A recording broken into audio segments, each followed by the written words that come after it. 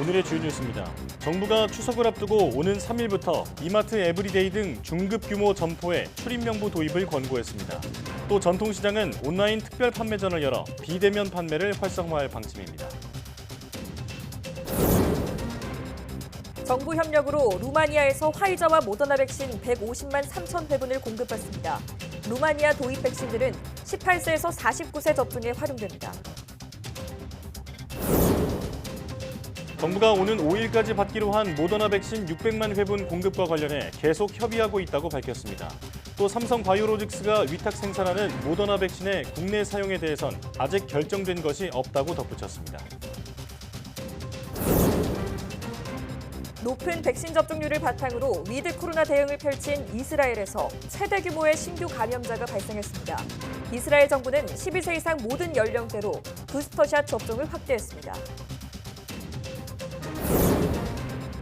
지난해 인공지능 업체들이 기존 약에서 코로나19에 효과가 있는 신약 후보 물질들을 발굴해 화제가 됐는데요. 잠시 뒤 바이오 위클리에서는 인공지능을 바탕으로 신약 후보 물질 발굴에 나선 스탠다임의 김진환 대표이사와 자세한 내용 알아보겠습니다.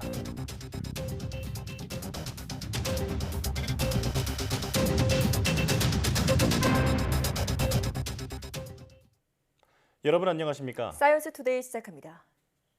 추석 연휴를 앞두고 밀집도가 높아질 것으로 우려되는 마트와 전통시장에 대한 방역이 강화됩니다. 중앙재난안전대책본부는 오는 3일부터 준대규모 점포에 출입명부 도입을 권고하고 지자체에 따라 의무화도 가능하도록 했습니다. 해당 대상은 거리두기 3단계 이상 지역의 300제곱미터 이상 점포로 대기업이 프랜차이즈 형태로 운영하는 이마트 에브리데이나 홈플러스 익스프레스 등입니다. 전통시장 방역대책으로는 오는 6일부터 24일까지 온라인 특별 판매전을 열어 비대면 판매를 활성화할 방침입니다.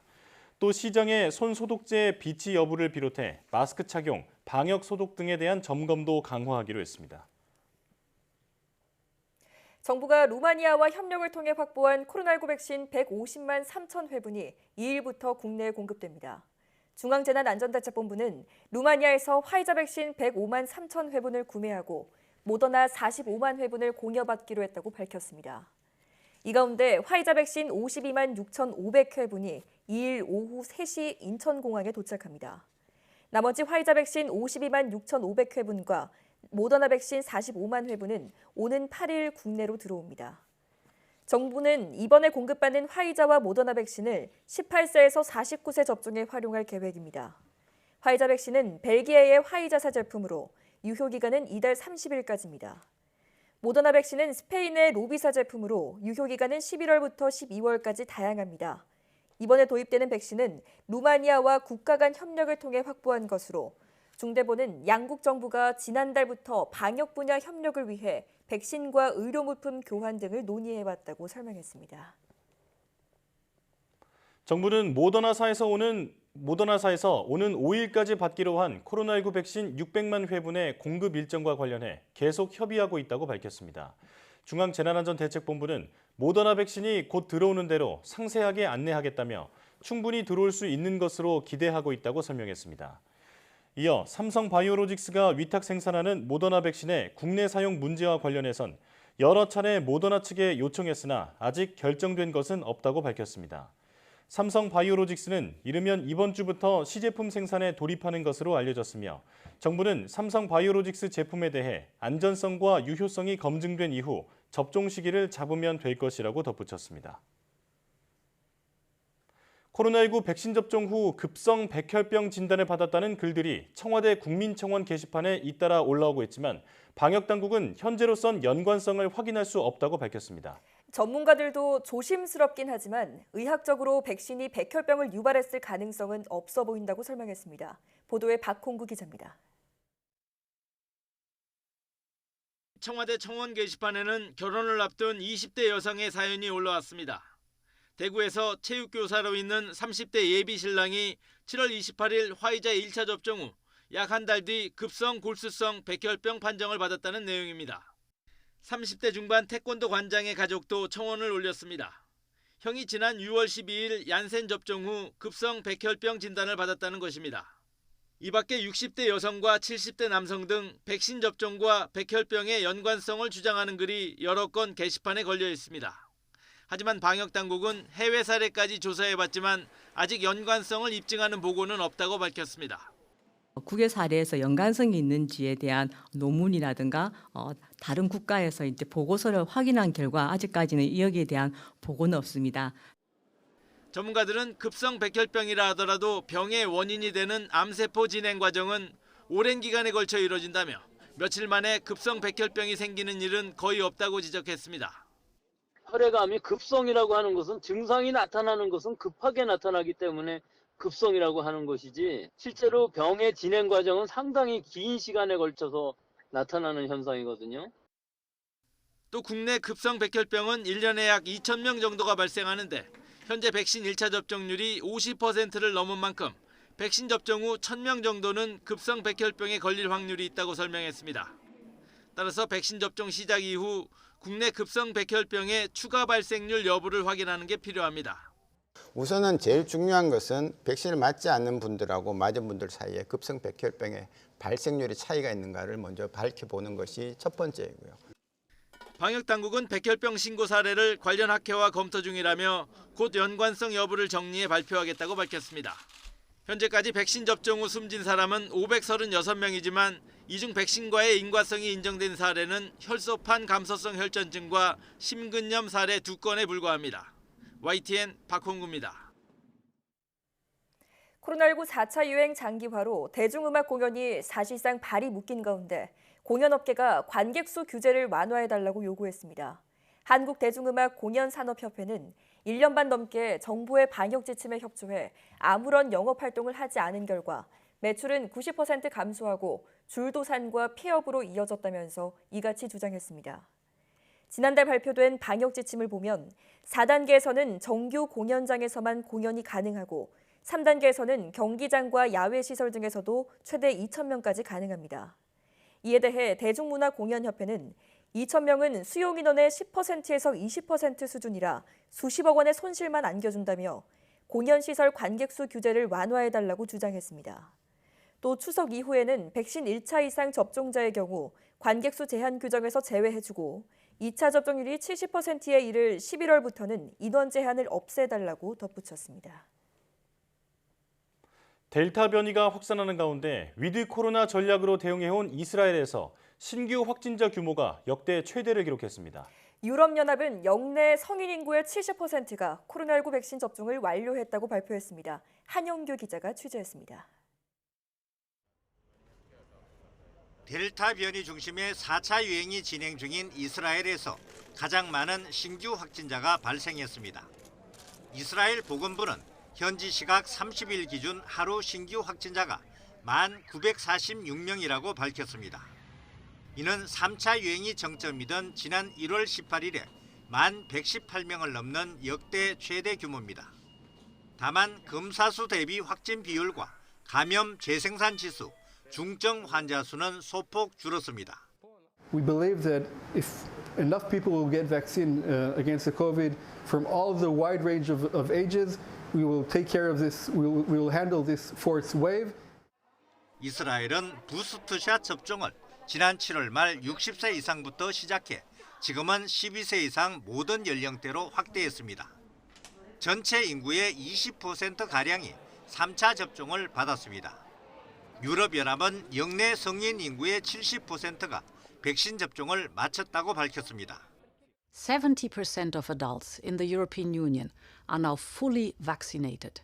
And that is more than 250 million people who are immunized. And this is a great achievement. 올해 여름까지 성인 인구의 70%에 대해 백신 접종을 마친다는 목표를 달성한 것이지만 회원국별로는 격차가 존재합니다. 일부 국가에서는 백신 접종률이 목표치인 70%를 훨씬 웃도는 반면 상대적으로 가난한 동유럽 지역은 뒤처져 있습니다. 이유는 아직 경계를 늦출 때는 아니라며 감염 확산을 막고 새로운 변이가 나타나지 않도록 백신 접종을 더 확대해 나가야 한다고 강조했습니다. YTN 한영규입니다.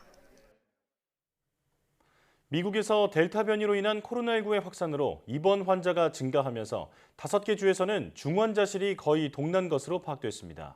CNN은 현지 시각 8월 31일 미국 보건복지부 데이터를 인용해 엘라베마, 조지아, 텍사스, 플로리다, 아칸소주에서 남은 중환자실 병상이 전체 병상의 채 10%가 안 된다고 보도했습니다. 노스이스트 조지아 의료법인의 캐럴 버렐 최고 경영자는 30일 기준 모두 287명의 코로나19 환자가 있다며 이는 올해 1월 이후 가장 많은 숫자라고 밝혔습니다. 백신 접종률이 낮은 켄터키주는 코로나19 환자가 최고 수준으로 올라서며 96개 병원 중 절반이 넘는 58곳이 의료 인력 부족 위기를 겪고 있다고 말했습니다. 미시시피주에서는 주 전역을 통틀어 중환자실이 겨우 9개 남은 상황입니다. 모더나의 코로나19 백신이 같은 mRNA를 이용한 화이자 백신보다 2배 이상의 항체를 생성한다는 연구 결과가 나왔습니다. 블룸버그 통신은 벨기에 주요 종합병원에서 2,500명을 대상으로 진행한 연구에서 이 같은 결과가 확인됐다고 보도했습니다. 연구 대상 중 모더나 백신 접종을 완료한 사람들의 평균 항체 보유량은 1ml당 2,881유닛, 화이자 접종 그룹의 1,108유닛보다 많았습니다.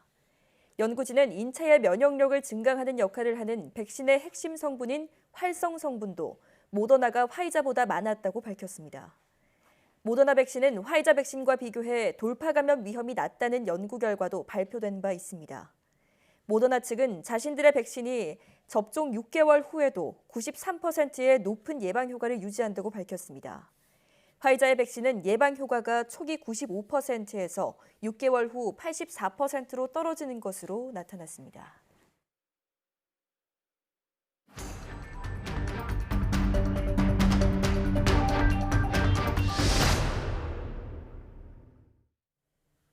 신규 확진자 수가 일주일 만에 다시 2,000명대로 치솟았습니다. 수도권 확진 비중이 다시 70%를 웃돌면서 휴가 인파 복귀가 일상 감염으로 이어지고 있다는 분석도 나옵니다. 델타 변이 검출률도 94%에 육박했습니다. 자세한 내용 코로나19 브리핑에서 고려대학교 약학대학 김정기 교수와 함께 알아보겠습니다. 전화로 연결돼 있습니다. 교수님 나와 계시죠? 네, 안녕하세요. 예, 지난주와 마찬가지로 주말 효과가 거치자 신규 확진자 수가 또다시 2,000명대로 증가했습니다. 언제까지 이런 패턴이 반복될까요? 일단 지금 같은 패턴이 반복되는 경우는 이제 정점에 도달할 때까지는 이러한 패턴을 계속 보일 거다 이렇게는 보고 있습니다. 예. 그러면 여기서 궁금한 점이 정점은 언제 도달할 거냐? 실제로 이 부분을 정확히 예측하기는 상당히 어려운데 일단 제 개인적인 생각으로는 10월 초에서 중순 정도가 정점이 아닐까라고 조심스럽게 예측을 하고 있거든요. 예. 그래서 이러한 배경에는 일단 지금 같은 확산세는 추석 연휴까지 계속 이어질 걸로 보고 있고요. 추석 연휴가 지난 후 1, 2주까지는 계속 이러한 양상을 보일 거다. 근데 지금 현재로 정부 방역당국의 계획은 그러니까 추석 연휴까지 70%에 대한 1차 접종을 마무리할 걸로 이렇게 예상을 하고 있거든요. 예. 그래서 부정적인 요인은 지금의 확산세가 지속되고 있는 부분, 긍정적인 요인은 백신 접종이 올라가고 있는 부분이기 때문에 이 부분이 서로 조화를 이루게 되면서 추석 연휴가 지난 1, 2주 정도 지난 후 시점인 아마 10월 초에서 중순경에 정점에 도달하지 않을까. 이때까지는 지금과 같은 양상을 계속 보일 거다 이렇게 예측을 하고 있습니다. 네. 예. 자, 이틀째 수도권 확진 비중도 70%를 넘었습니다. 이 같은 확산세가 휴가철에 휴가지에서 감염된 이후 일상으로 복귀하면서 감염된 사례로 봐야 할까요? 일단 휴가철 영향이 전혀 없다라고는 볼 수는 없을 것 같은데 일단 휴가철 영향은 크지는 않은 걸로 저는 보고 있습니다. 네. 일단 휴가철 영향이 반영된 경우는 8월 둘째 주와 셋째 주 정도에 크게 확진자가 증가한 사례가 있거든요. 그렇기 때문에 7월 말 8월 초에 휴가철 영향은 그 8월 둘째 주, 셋째 주 정도에 보였다라고 보고 있고 지금에 와서의 어떤 수도권 확진 비중이 크게 높아진 부분 같은 경우에는 일단 계절적인 요인도 반영을 한다. 그래서 지금 환절기이기 때문에 일단 감기 환자가 증가를 하고 있거든요. 그렇다 보니까 진단 검사를 받는 시점까지가 좀 지연되다 보니까 그 과정에서 접촉이 이루어지고 이렇게 되면서 전파가 이루어지는 양상도 있다.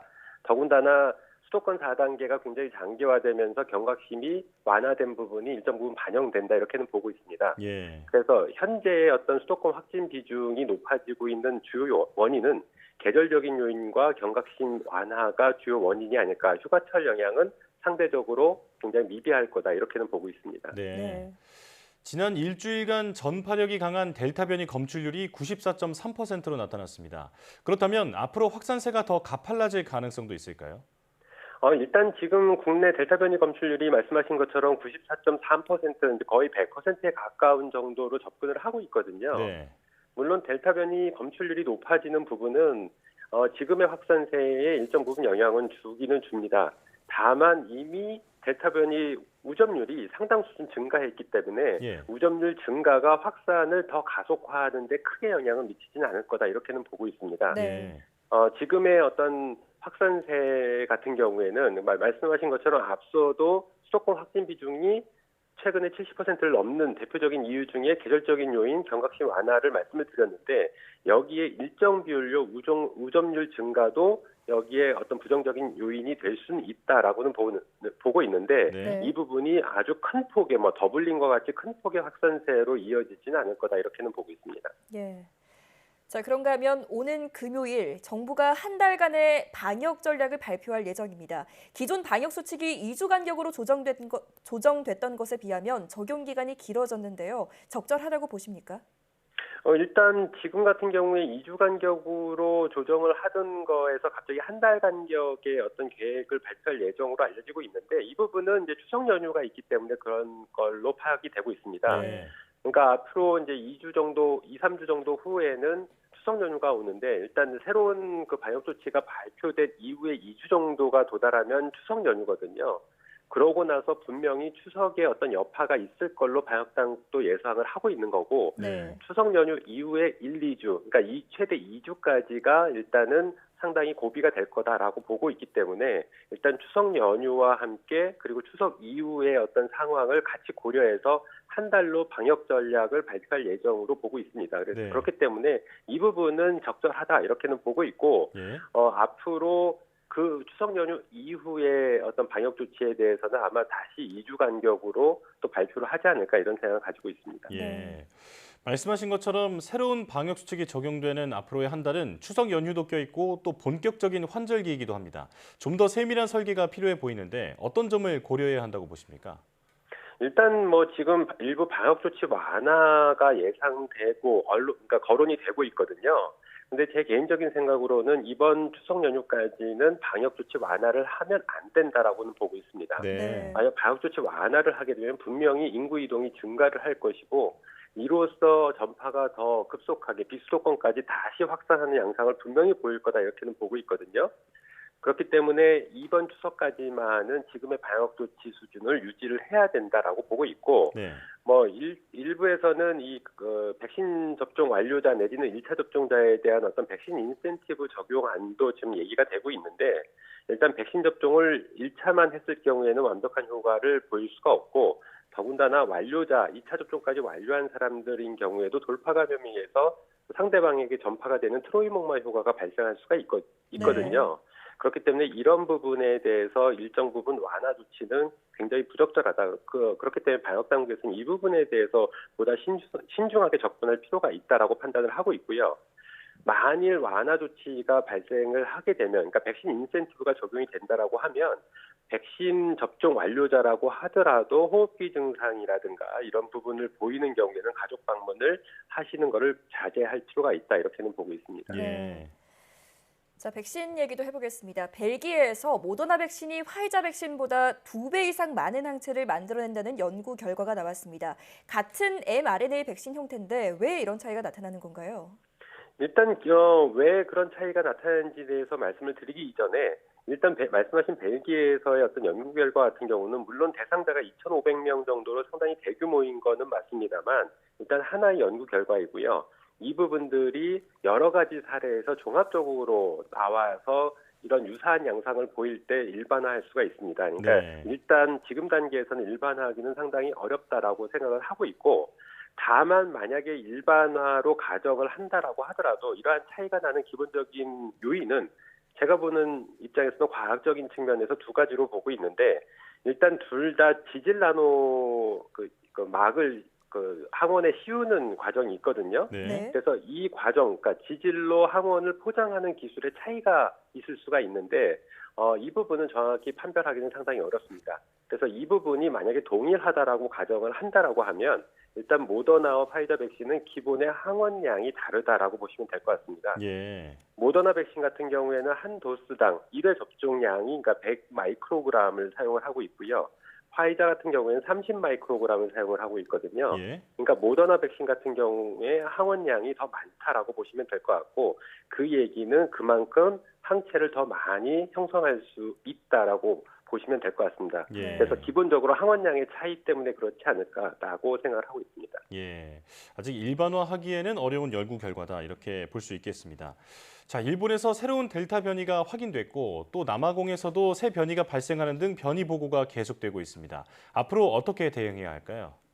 일단 기본적으로 이런 새로운 변이는 계속 지속적으로 발생을 할 거다라고는 보고 있습니다. 네. 그래서 우리나라에서 원하는 백신 접종률에 달성하기 전까지는 최대한 해외로부터 이런 새로운 변이 바이러스의 유입을 차단할 필요는 있다라고 생각을 하고 있고요. 네. 그리고 이런 유입 언젠가는 이런 새로운 변이 바이러스가 국내로도 유입이 될 걸로 예상을 하고 있거든요. 그때까지는 최대한 백신 접종을 높여서 일단 원하는 목표치만큼 백신 접종을 완료할 필요가 있다라고 생각을 하고 있습니다. 네. 그리고 향후에 이 위드 코로나 과정에서는 이런 새로운 변이 바이러스가 다시 문제가 될 수가 있는데 그렇기 때문에 이 부분에 대한 그러니까 새로운 변이 바이러스에 대응할 수 있는 백신들을 빨리 개발할 필요는 있다 이렇게는 생각을 하고 있습니다. 네, 철저한 선제적 조치가 있어야겠습니다.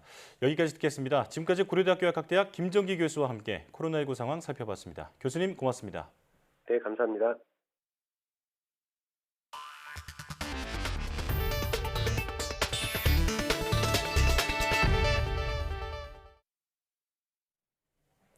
우리나라 경제를 이끄는 수출이 지난달까지 10달 연속 증가한 것으로 파악됐습니다. 코로나19 변이 확산 등 큰 변수가 없다면 올해 하반기에도 순항을 이어갈 것으로 기대됩니다. 조용성 기자가 보도합니다. 지난달 수출액은 532억 3천만 달러로 역대 8월 가운데 최고치입니다. 지난해 11월 수출이 증가세로 돌아선 뒤에 10개월 연속으로 오르고 있습니다. 주력 품목인 반도체가 43%, 석유화학 81.5%, 일반기계 23.5%로 상승세를 이끌었고 바이오 헬스와 2차 전지 같은 신성장 품목을 포함해 15대 모든 품목이 처음으로 두 자릿수대 상승률을 기록했습니다. 중국에는 스마트폰 신제품에 힘입어 무선통신기기, 미국에는 전기차 확산에 따른 2차 전지, 유럽연합에는 제조업 경기 회복에 따라 석유화학 품목이 가장 큰 폭으로 증가했습니다. 9대 주요 지역을 상대로 5달 연속 성장입니다. 우리 제조업의 경쟁력이 최근 수출 호조의 가장 큰 원동력이라는 사실을 다시 한번 확인할 수 있었습니다. 글로벌 교역이 회복세를 보이고 있습니다. 그리고 그것들이 당분간은 지속될 거라는 그런 기대를 가지고 있습니다. 하반기 들어 수출 증가가 둔화할 수 있다는 우려가 있었지만 지난달까지 32% 증가율로 올해 상반기를 뛰어넘고 있습니다. 정부도 잇따른 수출 호조가 올해 우리나라 경제 성장률을 지탱할 것으로 예상합니다. 코로나 재확산에도 불구하고 견조한 수출 증가세라든지 추경 집행 등으로 당초 예상했던 성장세를 벗어나지 않을 것으로 지금 하는 판단해서 연간 한 4% 성장률 전망을 유지하면서 다만 세계적으로 코로나 델타 변이 바이러스가 확산하고 해상 운임의 고공행진과 함께 국적 선사가 파업할 가능성까지 남아있어서 어떻게 대응하냐에 따라 하반기 수출 경향이 결정될 것으로 보입니다. YTN 조용성입니다. 국회에서는 탄소중립기본법 제정안이 통과돼 우리나라의 기후변화 대응 과정에서 새로운 이정표가 마련됐습니다. 오는 2030년에는 우리나라 탄소 배출량을 지난 2018년 대비 35% 이상 감축하는 기준이 법으로 명시됐습니다. 이광혁 기자의 보도입니다. 2050년 탄소 중립 달성 선언에 이어 중장기 온실가스 감축 목표치를 법으로 정한 14번째 국가가 됐습니다. 탄소 중립 기본법이 제정됨에 따라 오는 2030년 온실가스 배출량의 하한선이 마련됐습니다.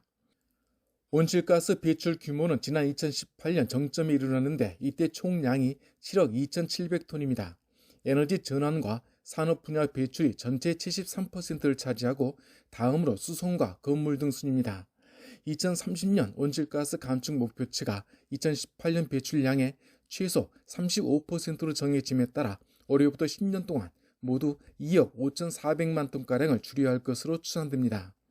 정부는 2050년 탄소 중립을 달성하려면 이 시점에 현실적인 중간 목표를 정하는 게 도움이 된다고 말합니다. 우리나라가 실제로 2050년 탄소 중립을 지향하고 있다는 점을 뚜렷하게 보여주는 것이기도 합니다. 법률이 정하는 기준 내에서 정부는 탄소중립위원회와 함께 최종 목표 확정을 위한 사회적 논의를 추진해 나갈 계획이라는 말씀을 드리겠습니다. 경쟁에는 제조업 중심의 산업 구조에서 실현이 어려운 목표치라면서 원자력 발전의 비중을 계속 줄이면 경쟁력을 잃게 된다는 입장입니다. 기술적으로 전력 수요를 충족하면서 온실가스 배출을 최소화할 수 있는 수단은 현재까지 원자력 발전이 유일합니다. 탈원전 정책 기조가 유지될 경우 에너지 수급 위기 문제는 불가피하며 전기요금 인상 이슈로 확대될 우려가 큰 상황입니다. 이와 달리 환경단체는 온실가스 35% 이상 감축 목표치가 2050년 탄소 중립 달성에는 터무니없이 부족한 수준이라고 비판합니다. 정부는 내년 예산에 기후대응 기금 신설과 에너지 전환 지원 증액 등을 담아 탄소 중립 실현을 본격적으로 뒷받침하겠다는 계획입니다. YTN 이광유입니다. 이른바 구글 갑질 방지법이 세계 최초로 우리 국회 문턱을 넘었습니다. 이에 따라 구글이 도입하려던 인앱 결제가 무산될 것으로 보이는데요. 이게 어떤 의미가 있는 건지 조태현 기자가 정리했습니다. 지난해 7월 구글은 게임에만 적용하던 인앱 결제 정책을 모든 콘텐츠로 확대하고 여기에 수수료 30%를 부과한다는 계획을 예고합니다. 구글이 자체 개발한 결제 시스템으로만 유료 애플리케이션을 살 수 있도록 하겠다는 겁니다. 천문학적인 수수료를 빨아들일 것이란 비판에도 정책을 강행하려던 구글. 결국 입법기관인 국회가 나섰습니다.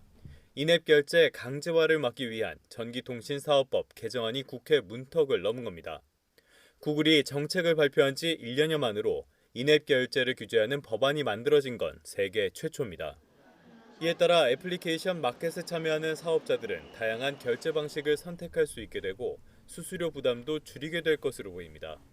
법이 통과되자 구글은 입장문을 통해 비즈니스 모델을 유지하면서 법률을 준수하는 방안을 모색하고 있다며 조만간 관련 내용을 공유하겠다는 입장을 내놨습니다. 처음부터 다른 결제 시스템을 막아뒀던 애플 역시 정책 변화를 모색할 것으로 보입니다. YTN 조태현입니다. 주요 외신들은 한국의 구글 갑질 방지법의 국회 통과를 잇따라 보도했습니다. 로이터 통신은 애플과 구글이 미국에서도 유사한 법적 도전에 직면해 있다며 빅테크 규제 입법안 발의에 참여한 미 의원의 반응을 전했습니다. 마샤 블랙번 미 상원 의원은 빅테크의 앱마켓 영향력을 줄이는 조치에 미국도 나서야 할 때라며 혁신적 스타트업의 공정한 경쟁을 보장하는 법안을 신속히 통과시켜야 한다고 성명을 냈습니다. 미 경제매체 월스트리트 저널은 한국의 이번 입법은 앱스토어 결제에서 구글과 애플의 지배력에 손상을 줄 수 있는 세계 첫 법률이라며 구글과 애플의 짭짤한 수수료 수익에 위협을 가할 것이라고 평가했습니다. AFP-통신은 한국의 반구글법이 애플과 구글이 인앱 결제 방식으로 세계적인 비판을 받는 가운데 나왔다며 미국과 유럽에서도 유사한 법안이 논의되는 상황이라 한국의 법률이 전례가 될 것으로 전문가들은 보고 있다고 진단했습니다. 조 바이든 미국 대통령이 아프간 철수는 불가피한 선택이었다고 강변하고 있지만 탈레반이 이처럼 빨리 아프간을 점령할 줄 전혀 예상하지 못한 것으로 보인다고 로이터 통신이 보도했습니다. 카불 함락 20여일 전에 바이든 미국 대통령과 가니 아프간 대통령 사이의 통화 내용을 입수해 이같이 전했습니다. 이동헌 기자가 취재했습니다. 로이터 통신은 지난 7월 23일 이루어진 조 바이든 미국 대통령과 가니 아프간 대통령의 통화 내용을 입수해 보도했습니다. 카불 함락 23일 전 14분 동안 진행된 마지막 통화에서 바이든 대통령은 미군이 훈련하고 지원한 아프간 정부군을 최고의 군대라고 말했습니다. 탈레반은 7, 8만 명인데 비해 아프간 정부는 잘 무장되고 잘 싸울 수 있는 30만 명을 가졌다고 했습니다.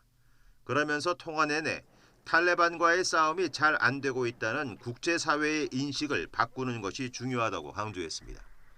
아프간 정부가 농촌 지역 대신 주요 도시를 방어하는 쪽으로 군사 전략을 바꾸겠다고 약속한 것을 긍정적으로 평가하면서 아프간의 저명한 정치 인사들이 함께 기자회견을 열어 새 군사 전략을 지지해 준다면 국제사회의 인식이 바뀔 것이라고 조언했습니다. 또 가니 대통령이 상황을 통제할 계획이 있음을 공개적으로 보여줘야 한다면서 그 계획이 무엇인지를 안다면 미국이 공중 지원을 계속할 것이라고 말했습니다. 바이든 대통령은 가니 대통령에게 아프간 정부가 생존뿐 아니라 유지되고 성장하도록 미국도 외교, 정치, 경제적으로 계속 강력히 싸울 것이라고 약속했습니다. 두 대통령의 통화 당시는 이미 탈레반이 아프간 전체 주도의 절반가량을 차지한 상황이었습니다. 로이터 통신은 이 같은 전화 내용을 근거로 두 대통령 모두 아프간 전체가 탈레반의 수중에 떨어질 수도 있다는 임박한 위험을 전혀 예상하거나 준비하지 못한 것으로 보인다고 전했습니다. YTN 이동원입니다. 안토니오 구테르스 유엔 사무총장이 미군이 철수한 아프가니스탄에 인도적 재앙이 닥칠 수 있다고 경고했습니다. 구테르스 사무총장은 성명을 통해 아프간에서 인도적, 경제적 위기가 커지고 있고 주민들은 기본적 서비스를 제공받기도 힘들어져 우려된다고 밝혔습니다. 이어 어느 때보다 바로 지금 아프간 국민에 대한 국제사회의 지원과 연대가 필요하다며 유엔 회원국들의 지원을 촉구했습니다. 구테르스 사무총장은 특히 아프간인 3명 중 1명이 매끼니를 걱정하고 5세 미만 어린이 절반 이상은 내년에 급성 영양실조에 걸릴 것으로 보인다는 구체적 상황을 언급하면서 다가올 겨울을 생각할 때 아프간인들에게 추가로 음식과 쉼터, 보건용품 등이 신속하게 전달돼야 한다고 강조했습니다. 유엔은 다음 주 아프간에 대한 구체적 지원 관련 내용을 발표할 예정입니다.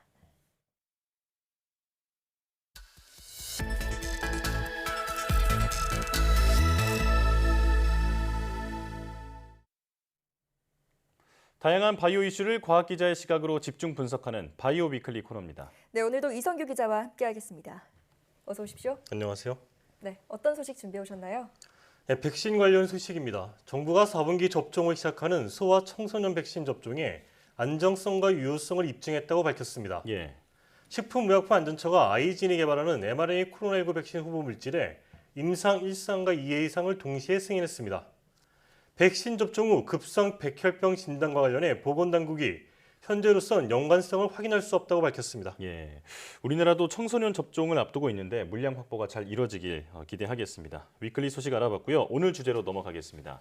지난해 인공지능 업체들이 기존 약에서 코로나19에 효과가 있는 신약 후보 물질을 빠르게 발굴해내 화제가 됐는데요. 네, 오늘 바이오 포커스에서는 인공지능을 바탕으로 신약 개발을 하는 스탠다임의 김진환 대표이사와 자세한 내용 알아보겠습니다. 어서 오십시오. 네, 안녕하세요. 네, 나와주셔서 고맙습니다. 항상 처음에 드리는 질문인데요. 회사 명칭에 대한 질문입니다. 스탠다임, 어떤 뜻으로 만든 건가요? 예, 스탠다임은 스탠다드, 영어 스탠다드와 네. 뉴 패러다임 내지는 패러다임 시프팅 예, 합성어고요. 네. 그러니까 스탠다드의 앞쪽하고 뉴 패러다임의 뒤쪽 따서 합성어로 만들었고요. 네. 그래서 뭐 뜻을 더 이제 보자면은 네. 새로운 패러다임으로 넘어가서 그 새로운 패러다임이 새로운 스탠다드, 표준이 되도록 계속 이제 발전하는 회사가 되겠다. 뭐 그런 의미입니다. 그렇군요. 네. 네. 자, 앞서 오프닝에서도 언급을 했지만 스탠다임은 인공지능을 활용해서 신약 후보 물질을 개발하는 업체입니다. 인공지능이 신약 개발에 어떻게 활용될 수 있는 건가요?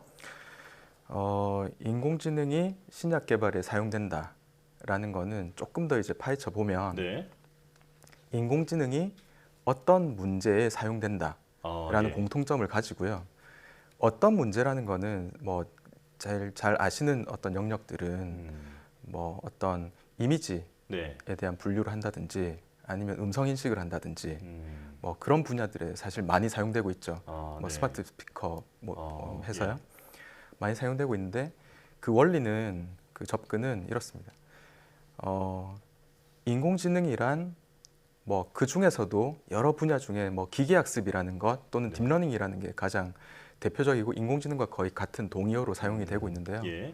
그걸 보면 어쨌든 많은 데이터로부터 사람이 잘 인지하지 못하거나 뭔가 숨겨져 있다거나 네. 복잡한 어떤 그 아래의 패턴을 가지고 있다거나 그러한 문제에 대해서 사람이 하나하나 어떤 코딩을 하거나 원리를 파헤쳐 본다거나 그런 것이 아닌 기계학습 내지는 인공지능이라고 하는 알고리즘에게 데이터를 지속적으로 그러니까 노출이라는 게 이제 학습이라고 보통 다 부르는 머신러닝 말씀하시는 맞습니다. 거죠? 예. 머신러닝이라고 하는 그 과정을 통해서 그 밑에 숨겨진 패턴 또는 일반화된 어떤 원리를 이끌어내면 그 인공지능 학습된 모델은 새로운 문제를 만나도 어떤 예측을 할 수 있다.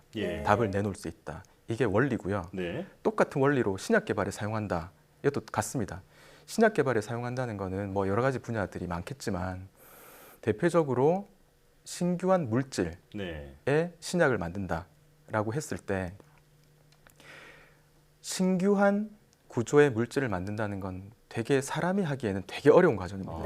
많은 어떤 자연 그 고유의 어떤 원리들이 숨겨져 있고 아직까지 많은 영역이 밝혀져 있지 않고 하기 때문에 하지만 지금까지 쌓인 데이터들 어떤 약에 관련된 많은 데이터들을 가지고 똑같은 원리로 머신러닝 기계학습한테 그 데이터를 학습을 시켜주고 그 숨겨진 패턴의 대표적인 게 뭐냐면은 약물의 어떤 구조가 있을 때 그 약물이 가질 수 있다는 예측되는 그 어떤 물성들, 그 물성이란 대표적으로 약효라든가 아니면 독성이라든가 아니면 좀 더 들어가면은 어떤 안정성, 물질에 대한 구조 안정성이라든가 그런 것들을 예측을 할 수 있게 되고요. 그걸 이용해서 이제 신약 전 과정에서 이제 가장 효율적인 부분에 인공지능을 활용을 하는 겁니다. 네. 근데 인공지능이 그 신약 개발에 어떻게 응용될 수 있는지 아주 개략적으로 설명해 주셨는데 이 인공지능을 활용하면 우리가 기존에 하는 신약 개발보다 뭐 비용이나 어떤 기간 면에서 어떤 장점이 있는 건지도 좀 설명해 주시죠. 네. 일단 비용이나 기간 이런 게 결국은 뭐 ROI가 나오냐, 더 낫느냐, 효과가 있느냐 이런 얘기들인데요. 제가 이제 분류하는 것은 직접적인 효과와 2차적인 좀 더 이제 메타 레벨의 2차적인 효과 이렇게 말씀드리면 직접적인 효과라는 거는 비용 또는 시간 저희가 이제 연구하고 또 저희 말고도 여러 또 글로벌하게 AI 드럭 디스커버리 회사들이 있는데 보면은 디스커버리 영역에서 이런 기술이 들어가서 가장 효율적이다, 효과적이다라는 걸 다 밝혀냈고요. 저희 내부 데이터에서도. 그래서 비용은 전통적인 제약사에서 이루어지는 그런 비용 대비 저희가 10분의 1 수준으로 이미 줄여놓은 상태고요. 여러 프로젝트를 통해서 또는 자체적으로 하는 프로젝트와 이제 제약사와 함께하는 컬래버레이션 프로젝트들이 있는데 10분의 1로 줄여져 있는 상태고 기간은 3분의 1 기존 제약 전통적으로 접근하는 것 대비 3분의 1로 지금 줄여 놓은 상태고 거기서 끝나는 문제는 아니고요. 그렇게 줄여지고 뭐 비용이 줄여지고 한 것은 결국은 시도를 많이 할 수 있다. 그 여력이 생긴다. 이렇게 2차적으로 연결이 됩니다. 근원적으로 노리고 있는 영역은 그 영역이고요. 인공지능으로 하겠다라는 것은 그러면 어떤 말씀이냐면 그렇게 더 줄여진 비용도 줄여지고 시간이 더 빨리 당겨짐으로써 남는 그 여유분을 가지고 더 많은 프로젝트들을 다양하게 하면 그만큼 확률적으로 통계적으로 성공 확률이 더 많이 확보가 됩니다. 그렇기 때문에 좋은 물질을 더 확보를 할 수 있는 전략이 되고요. 그렇게 움직이고 있습니다. 말씀을 들어보니까 AI를 신약 물질 그 개발에 활용한다면 그 성공 확률도 기하급수적으로 높아질 수 있겠다. 그런 생각이 드는데요. 자, 해외에서는 아톰와이즈라는 회사가 에볼라 바이러스 신약 후보 물질을 하루 만에 2개나 발굴한 사례가 있어서 크게 화제가 됐습니다. 자, 이처럼 막강한 경쟁자들이 있는데 이 사이에서 스탠다임은 어떤 경쟁력을 갖고 있는 건가요? 일단 그것도 한 2단계로 나눠서 말씀드리면 첫 단계는 아톰와이즈가 뭐 물질을 발견했다 또는 뭐 어떤 회사가 또 발굴했다 이런 기사들에서 또 주목해야 되는 점은 인공지능이 결국 뭐 세상의 대부분의 일들이 그렇지만 인공지능은 결국 컴퓨터 안에서 예측을 하는 것이고요. 신약이란 실제로 물질이 만들어지고 그다음에 사람이 복용까지 해야 되는 실체이잖아요. 실체이기 때문에 결국 컴퓨터에서 아무리 예측을 잘 했더라도 검증 내지는 물질화해야 되는 과정이 반드시 필요하고요. 예. 사실은 그 과정이 오래 걸리고 돈이 많이 듭니다. 네. 그리고 그 과정에서 여전히 알 수 없는 영역들에 만나게 되고요. 아, 네. 그렇기 때문에 저희가 여러 시도를 한다는 것이고요. 그래서 아토마이즈든 또 다른 뭐 대표적인 회사인 인실리코 메디슨이나 또는 뭐 엑사이언티아나 이런 회사들이 있는데 그 회사들이 지금 엑사이언티아는 지금 신규 물질로 임상 1상 가지고 있고요. 아, 네. 이렇게 진행이 돼 있고 인실리코 메디슨 경우는 클리니컬 캔디데이트라고 전임상 물질까지 진행을 한 상태입니다. 예. 저희 회사는 지금 현재 올해 4분기에 한 5개 종류 정도의 전임상 물질 확보하는 그 타임라인으로 돼 있고요. 그래서 그 바로 다음 주자 정도 되는데 글로벌하게 그래서 경쟁력 측면에서는 저희가 스스로 실험을 통해서도 검증을 했고 전임상 물질까지 끌어올렸다. 단계적으로 네.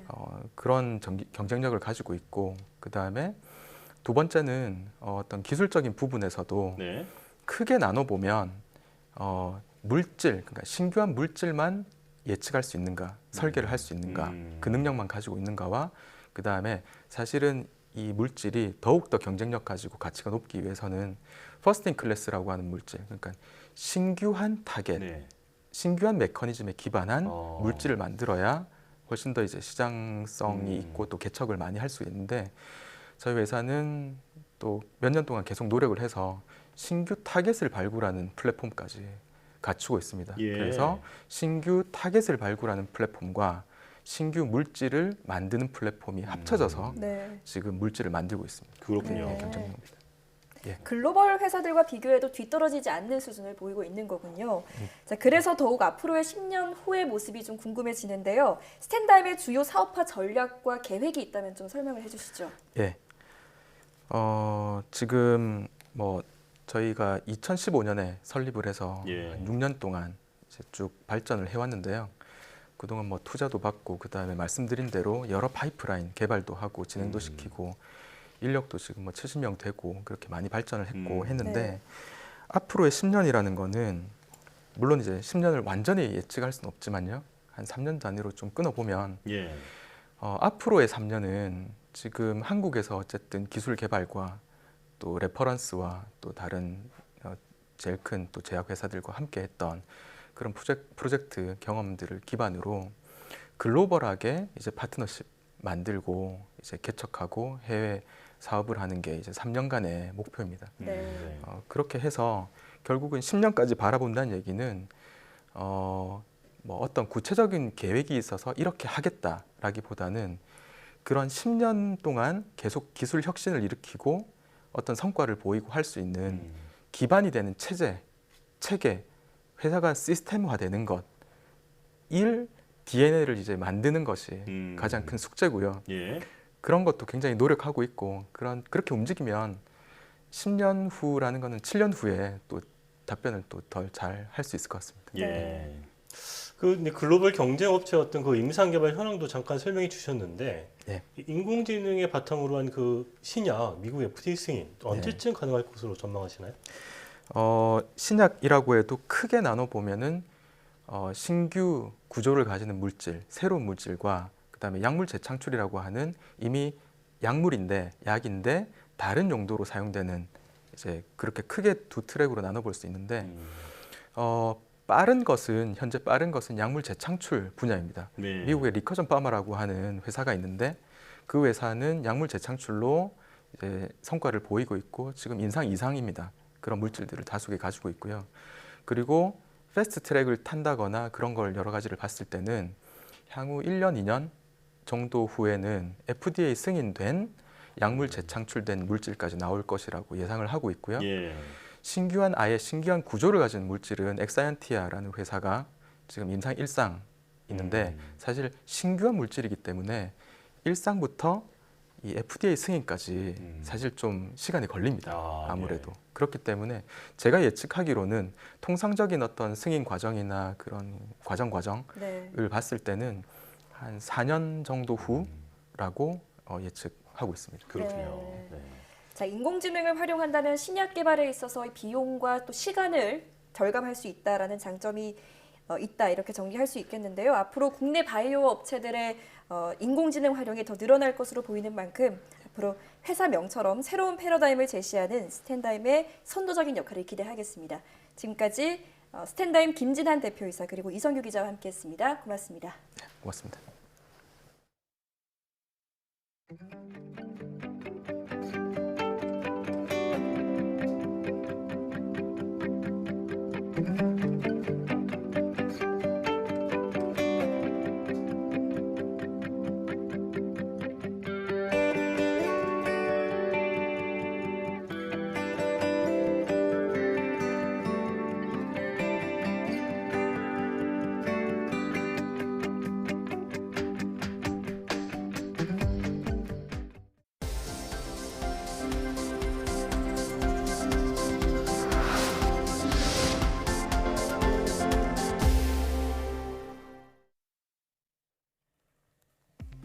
코로나19에 감염됐다가 완치된 사람은 2차례 맞아야 하는 코로나19 백신을 한 번만 맞아도 된다는 연구 결과가 나왔습니다.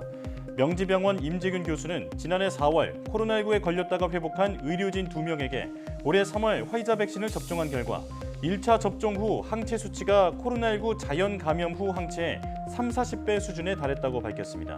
또 2차 접종 후 항체 수치도 1차 접종 후와 큰 차이가 없었다며 1회 접종만으로도 충분한 항체가 생기는 것으로 파악된다고 설명했습니다.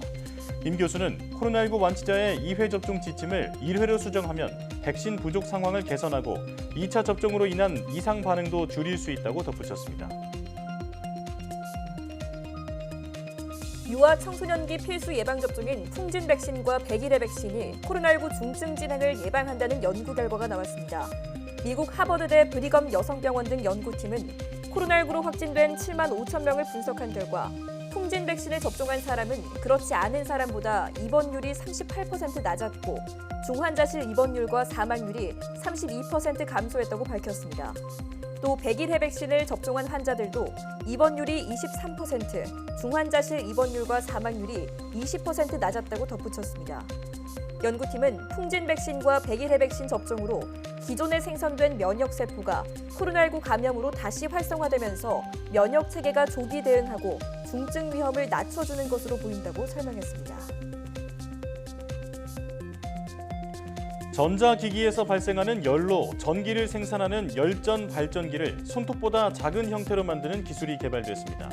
유니스트 연구팀은 손글씨를 쓰듯 열전 소재를 미세하게 짜낼 수 있는 3D 프린팅 기술을 개발해 발전기 내 모듈을 수백 마이크로미터 크기로 인쇄하는 데 성공했다고 밝혔습니다.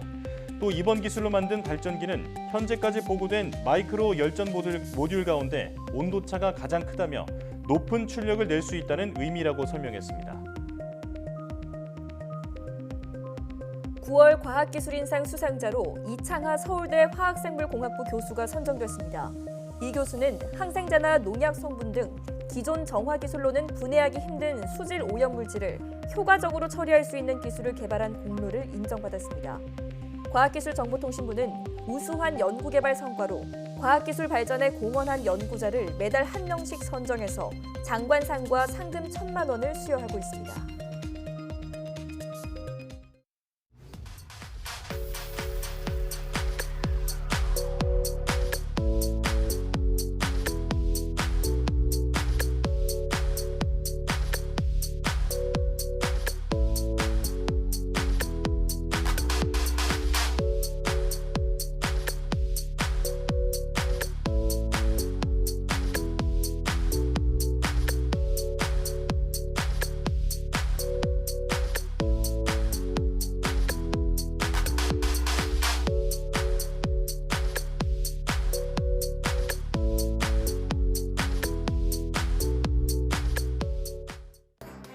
탄소 중립 기본법 제정안이 통과돼 기후변화 대응에 새로운 이정표가 마련됐습니다. 2050 탄소 중립 달성 선언에 이어 구체적인 중장기 온실가스 감축 목표와 계획이 제시된 건데요. 일상과 산업에 큰 변화가 예상되는 만큼 세밀한 정책 설계가 뒷받침되어야겠습니다. 사이언스 투데이 마칩니다. 함께해 주신 여러분 고맙습니다.